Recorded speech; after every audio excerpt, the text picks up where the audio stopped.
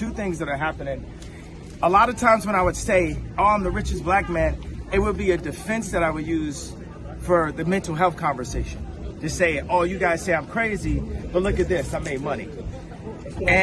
But that is not godlike to be showing off. So if it's not godlike, then God will take that, because it's all the church's money, right? So what's happening right now is I'm being humbled. Another thing that's happening is by me being burned to the flesh every single day, it's actually proving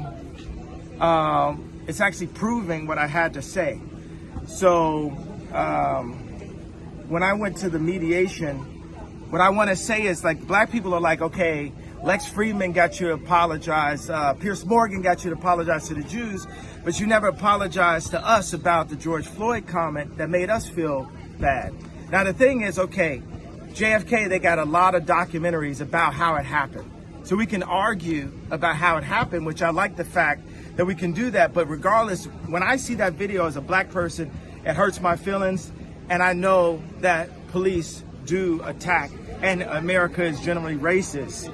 And I understand that when we got to say Black Lives Matter, that the idea of it made us feel good together as a person, as a people, right? When let me say it so the soundbite is better for you guys. When the idea of Black Lives Matter came out, it made us come together as a people.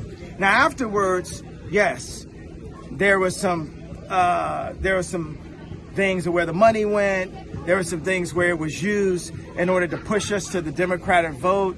There were people behind it involved. That happened, but the general feeling. So when I said that, and I questioned the death of George Floyd, it hurt my people. It hurt the black people. So I want to apologize to hurting them, because right now God has shown me by what Adidas is doing and by what the media is doing, I know how it feels to have a knee on my neck now.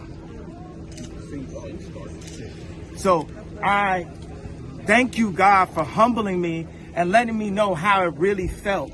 Because how could the richest black man ever be humbled other than to be made to not be a billionaire in front of everyone off of one comment that actually, if you look at the definition of DEF CON, it means to get extra defense, which obviously I must have needed. Yeah. I must have needed that extra defense. Are you worried you ruined your legacy, Kanye? How? Yeah. Well, Stop. I'm not worried. I'm just not worried, period. God is alive. God runs the world. You know, God even runs Hollywood. God is alive.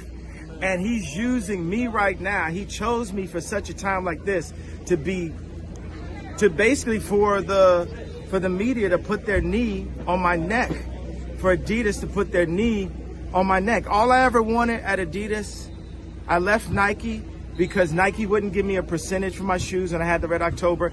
And my girlfriend at the time was pregnant, and I needed to get some money.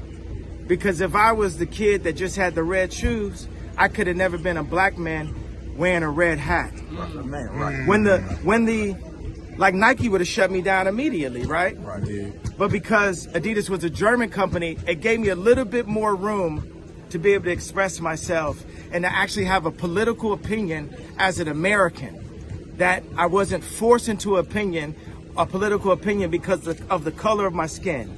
Now let's talk about the red hat, and let's talk about the similarities to the White Lives Matter t-shirt. The thing about the red hat that drove me to a point of exhaustion, which was misdiagnosed by I'm not going to say what race, what people, doctor, and what hospital, and what media went to. We know I can't say that. It was a Jewish doctor that diagnosed me of having a disorder that would have had me on medication right now. At a time like this, if I was on medication right now, then one pill could have been swapped out and it would be Michael Jackson and Prince all over again. But because I didn't take the misdiagnosis and I didn't take the medication, I'm able to speak to you guys clear of thought and transparently. Now let me talk about the red hat. Wearing the MAGA hat, the way that Hollywood's political agenda attacked me and put me to a point of exhaustion was death by 1,000 cuts. Everyone would say something to me, from a driver to my ex-wife to Adidas. Everyone would say something. So when I wore that White Lives Matter, I said, I'm not going through this again. I'm not going. Hey, y'all gonna leave me alone about my t-shirt. Because what's the point of having influence and having money if people could come up and just pinch you?